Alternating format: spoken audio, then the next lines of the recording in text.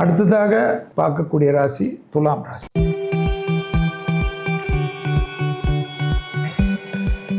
தென்குடி திட்டை ராஜகுரு தஞ்சாவூரில் வசிஷ்டேஸ்வருடைய ஆலயம்னு இருக்கும். இங்கே தான் உலகத்திலே ராஜகுரு இருக்கார். இவர் கோயிலுக்கு போயிடுறது 50 கிராம் பசுனை, ஒரு 50 கிராம் விபூதி, 50 கிராம் குங்குமத்தை கொடுத்து கோயிலில் வச்சு குரு பாதத்தில் வச்சு வாங்கிட்டு அனுகூலமாக இருக்கும். அலர்ஜி பார்த்துக்கு, வயிறு, முதுகு தண்டுவடம் தான் துலாத்துக்கு. அதனால இப்போதுலேருந்தே பார்த்துக்குங்க. 6ல் வேற சனி 2.5 வருஷம் பிரமாதமாக இருக்க போகிறோம். குரு வேற 8லேருந்து 9க்கு வர்றாரு. 9ல் குரு வந்தால் சொல்லவே வேணாம். ஏன்னா 5ஆம் பார்வையாக விசேஷமாக உங்களை தான் பார்ப்பார். குரு பார்த்தா கோடி புண்ணியம், குரு பார்த்தா எல்லா பிரச்சனையும் தீரும். இந்த சமயத்தில் துளாராசி இந்த 1 வருஷத்தில் அடுத்த 2.5 வருஷத்தில் செட்டில் ஆகலை, எதுவும் நல்லது நடக்கலைன்னா கண்டிப்பாக என்னன்னா சுயநினைவோடு இல்லைன்னு அர்த்தம். இது போல் வர்றதுக்கெல்லாம் ரொம்ப வருஷமாகும். அதே போல் 5ஆம் இடத்தில் இருக்கக்கூடிய ராகுவே குரு பார்க்குறார். அப்போ அந்த பூர்வ புண்ணிய தோஷமும் அடிப்படுது. இருந்தாலும் அபிராமியில் இருக்கக்கூடிய 40வது பாடல், 59வது பாடல், 75வது பாடலை படிச்சிருக்கு. 11ல் கேது, ஞான மார்க்கத்துக்கு உண்டான கேது 11 சூரியன் வீட்டில்.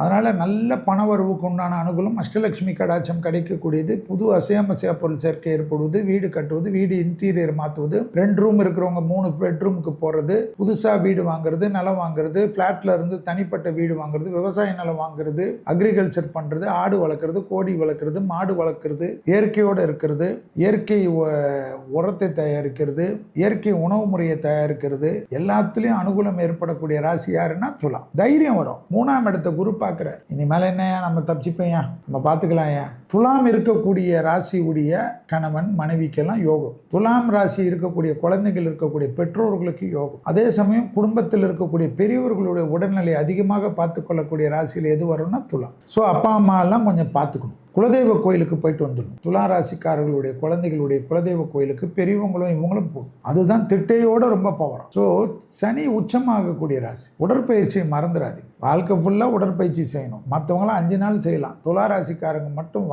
வாரத்தில் 7 நாளும் செய்யும். 7 மணி நேரம் ஒதுக்கிக்கும். அப்போ தான் அதிர்ஷ்டம் கண்டிப்பாக வரும். வேர்வை வரக்கூடிய துலா ராசிக்காரர்களுக்கு பரிகாரமே தேவையில்லை. சனி உச்சமான ராசி. இந்த குரு பயிற்சியிலேருந்து செய்ய ஆரம்பிச்சிரு. சூப்பராக இருக்கும். நான் அதை வாங்கணும், இதை வாங்கணும், எல்லாம் வாங்கலாம். உங்கள் வசதிக்கு ஏற்க எல்லாமே. கவலைப்படாமல் இருங்க. அதிர்ஷ்டம் நிச்சயமாக கதவை